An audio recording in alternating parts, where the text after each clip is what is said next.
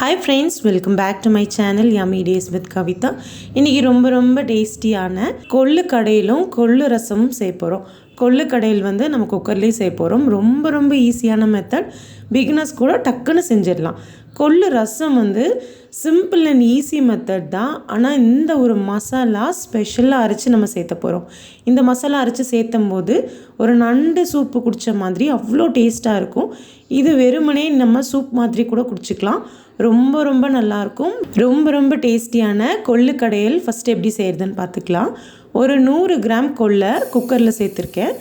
இது ஒரு 2 நிமிஷம் நல்லா வறுத்து எடுத்துக்கலாம். கைவிடாமல் நல்லா வறுத்துக்கோங்க. கொள்ளு வந்து கொஞ்சம் சைஸ் பெருசாகும், கொஞ்சம் உப்பி வரும். அதே மாதிரி நல்ல வறுப்பட்ட வாசமும் வரும். இந்த ஸ்டேஜில் கொள்ளு வறுக்கிறத ஸ்டாப் பண்ணிடலாம். அதுக்கப்புறம் ஒரு 2 தடவை நல்லா கழுவிட்டு எடுத்துகிட்டு வந்துடுங்க.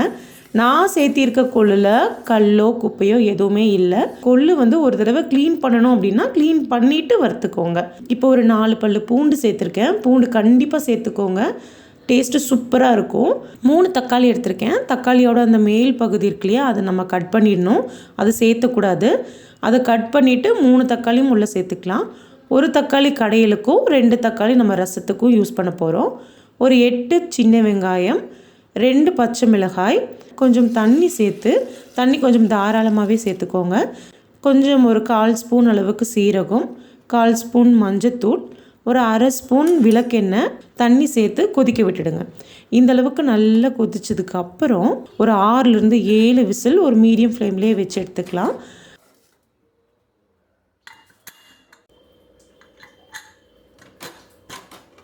நல்லா வெந்துருச்சு.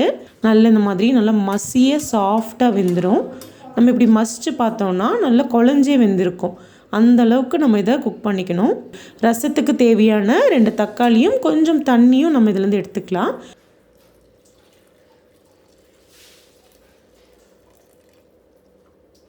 மீதி தண்ணியை ஃபுல்லாக நல்லா வடிச்சிட்டு தேவையான அளவு உப்பு சேர்த்து நல்லா கடைஞ்சி எடுத்துக்கோங்க. உங்களுக்கு இந்த மாதிரி கடையிறதுக்கு பதிலாக மிக்சியில் போகணுன்னா கூட நீங்கள் மிக்சியில் கூட சேர்த்துக்கலாம். எங்கள் வீட்டில் ரொம்ப அப்படியே மசிய வலுன்னு கடைஞ்சால் யாருக்கும் பிடிக்காது. அதனால் நான் கொஞ்சம் கொரகொரப்பாக ஒன்றும் பாதியமாக தான் கடைவேன். அதே மாதிரி தான் நான் இன்றைக்கி கடைஞ்சிருக்கேன். உங்களுக்கு இந்த மாதிரி வேணும்னாலும் கடைஞ்சிக்கோங்க. இல்லைன்னா நல்லா மசிய தான் வேணும் அப்படின்னா இன்னும் கூட நீங்கள் நல்லா கடைஞ்சி விட்டுக்கோங்க. நம்ம வடித்து வச்சோம் இல்லையா, அந்த தண்ணியும் சேர்த்துட்டு ஒரு தடவை நல்லா கலந்து நான் இந்த மாதிரி திக்காக எடுத்து வச்சுருக்கேன். இதுக்கு ஒரு சூப்பரான தாளிப்பு ரெடி பண்ணிடலாம். 2 டேபிள் ஸ்பூன் நல்லெண்ணெய் சேர்த்துருக்கேன். கடுகு, சீரகம், வரமிளகாய், ஒரு 8 சின்ன வெங்காயத்தை பொடியாக நறுக்கியிருக்கேன், அதையும் உள்ளே சேர்த்துக்கலாம். அப்புறம் கொஞ்சம் கருவேப்பிலை சேர்த்து தாளித்து உள்ளே கொட்டிடுங்க. நான் கடையிலுக்கு எல்லாம் சீரகம் சேர்த்துவேன். உங்களுக்கு சீரகம் சேர்த்துற பழக்கம் இல்லைன்னா நீங்கள் அதை ஸ்கிப் பண்ணிடலாம். ஆனால் சீரகம் சேர்த்துக்கிறது ரொம்ப நல்லது. வாசனையாகவும் இருக்கும், ஹெல்த்துக்கும் ரொம்ப நல்லது. தாளித்து கொட்டிட்டு இந்த அளவுக்கு திக்காக நான் எடுத்து வச்சுருக்கேன். நம்ம ரசத்துக்கு தனியாக 2 தக்காளி எடுத்து வச்சோம் இல்லைங்களா, இப்போ அந்த தக்காளியை ஃபஸ்ட்டு நல்லா மசிச்சு விட்டுடுங்க. ரொம்ப சூடாக இருக்குது, நம்மளால் கையில் மசிக்க முடியாது. இந்த மாதிரி ஒரு மேஷர் இருந்தால் ஒன்றும் பாதியமாக மசிச்சு விட்டுருங்க. அப்போ அது சீக்கிரமாக ஆறிடும்.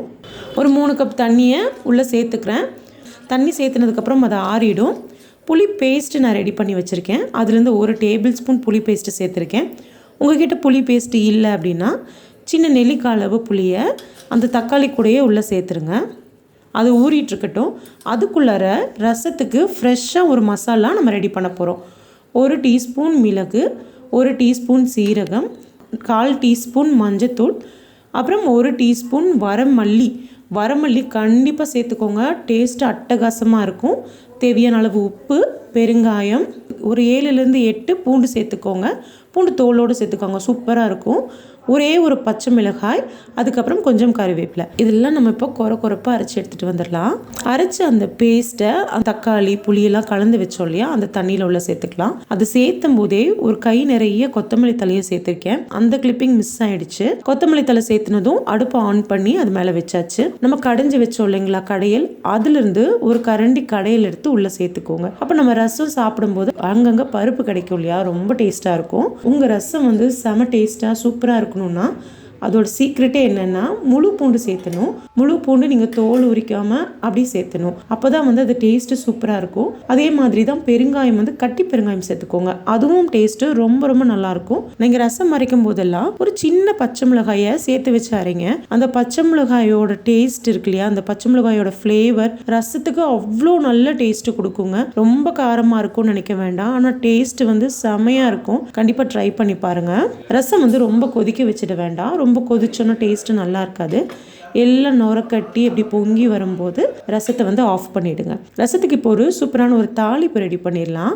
நம்ம ரசம் வந்து டேஸ்ட்டாக இருக்கணும்னா இன்னொரு டிப் என்னென்னா, தேங்காய் எண்ணெயில் ரசம் தாளித்து பாருங்கள். தேங்காய் எண்ணெயில் ரசம் தாளிக்கும் போதே அவ்வளோ டேஸ்ட்டாக இருக்கும். 1 டேபிள் ஸ்பூன் தேங்காய் எண்ணெய், 1/4 டீஸ்பூன் கடுகு, கொஞ்சம் கட்டி பெருங்காயம், ஒரே ஒரு வரமிளகாய், கொஞ்சம் கருவேப்பிலை, இதெல்லாம் சேர்த்து தாளித்து உள்ளே கொட்டிடலாம்.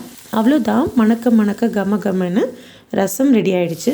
இந்த ரெசிபி உங்களுக்கு பிடிச்சிருக்குன்னு நினைக்கிறேன். பிடிச்சிருந்ததுன்னா கண்டிப்பாக ட்ரை பண்ணி பாருங்கள். ட்ரை பண்ணி பார்த்துட்டு எப்படி இருந்துச்சு அப்படின்னு உங்களோட ஃபீட்பேக் அண்ட் கமெண்ட்ஸை என் கூட ஷேர் பண்ணுங்கள். தேங்க்யூ.